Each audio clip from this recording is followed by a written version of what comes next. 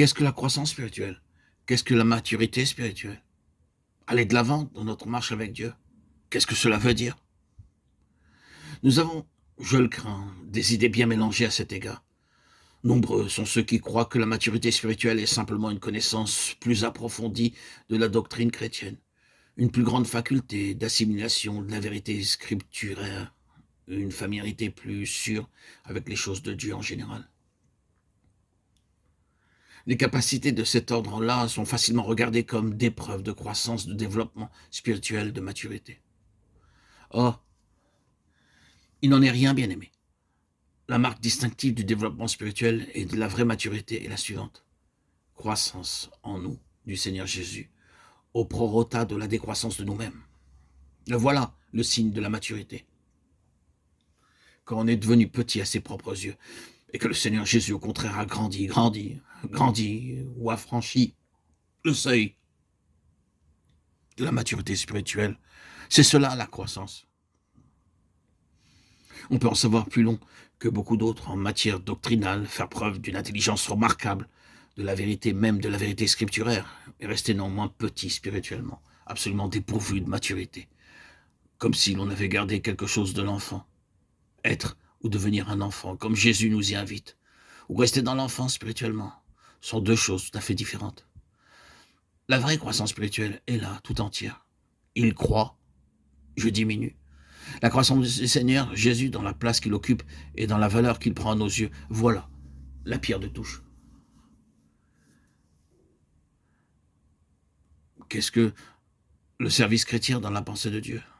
Se mesure-t-il à la densité de notre programme? Pas nécessairement. Faut-il être constamment occupé de ce que nous appelons les choses de Dieu? Non pas, le service chrétien ne dépend ni du temps qu'on lui consacre, ni de l'énergie qu'on y déploie, ni de l'enthousiasme dont on fait preuve à l'égard du royaume de Dieu. L'ingéniosité de nos méthodes n'y ajoute rien, pas plus que l'ampleur de nos entreprises. La pierre de touche du service, bien-aimé, sous quelque forme qu'il se présente, est celle-ci. Quels sont les mobiles qui nous font agir? Les mobiles. Quelles sont ces raisons, si secrètes? S'inspire-t-il depuis A jusqu'à Z du désir de mettre Christ au premier rang? De voir Christ tout en tous? Vous connaissez bien les tentations du ministère et du service chrétien en général. La fascination qu'il peut exercer, le piège d'une activité inlassable qui vous entraîne dans toutes sortes d'à côté. Vous liez un programme d'une ampleur invraisemblable, vous inspire nombre de projets et d'entreprises nouvelles, vous absorbe sans répit. Il y a un danger là, et nombreux sont les serviteurs de Dieu qui s'y sont laissés prendre. Le danger pour l'homme de paraître au premier plan et de faire sienne une œuvre qui ne lui appartient pas. Il n'y voit plus que ses intérêts à lui et sa satisfaction augmente dans la mesure où il peut développer sa mainmise et faire marcher son affaire. Non.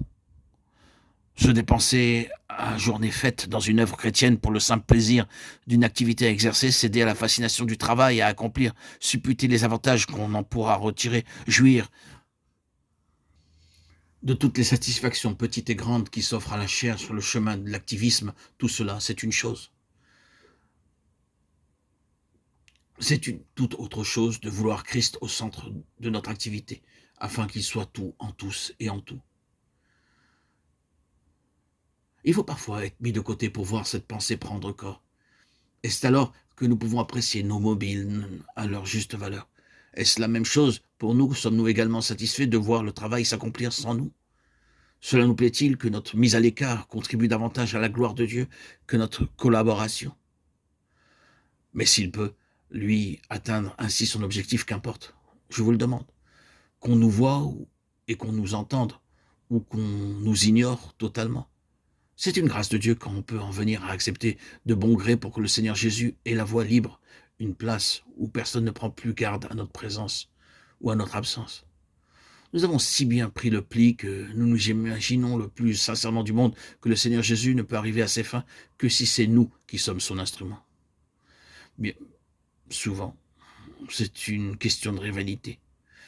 Rivalité de chair, rivalité d'église, question de préséance qui touche des points sensibles, réaction charnelle parce que l'intérêt s'est concentré sur un message plutôt que sur un autre, parce que toutes les remarques favorables ont pris la même direction. Nous connaissons bien tout cela. N'est-il pas vrai? Après tout, quel était donc notre objectif? Le triomphe de notre sermon ou le triomphe de notre Seigneur? Il y a une grande différence entre l'un et l'autre. Le Seigneur Jésus tire quelquefois plus de profit que nous croyons de nos expériences douloureuses, tandis qu'au contraire, il peut nous sembler que tout est bien allé, alors qu'en réalité, il n'y a eu que peu de résultats spirituels. Parce que le Seigneur n'a pas eu tout son compte. De là pour nous, la nécessité d'être mis de côté et maintenu dans la faiblesse et l'humilité pour que le Seigneur Jésus demeure, lui, au premier rang. L'explication du service chrétien tel que Dieu le considère tourne tout entière autour de cette question. Quel est, au fond, notre but? Est-ce le travail pour lui-même? Est-ce la satisfaction de tenir les rênes de quelque chose? Est-ce le besoin de nous occuper? Ou bien est-ce uniquement et sans arrière-pensée le désir de voir le Seigneur Jésus arriver à ses fins?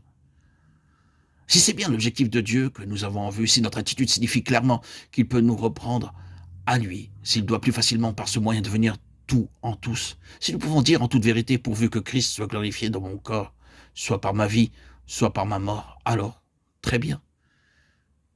Mais est-ce bien le cas? Voilà ce que c'est que le service du point de vue de Dieu. Et il y a bien d'autres choses encore qui s'éclairent à cette même lumière.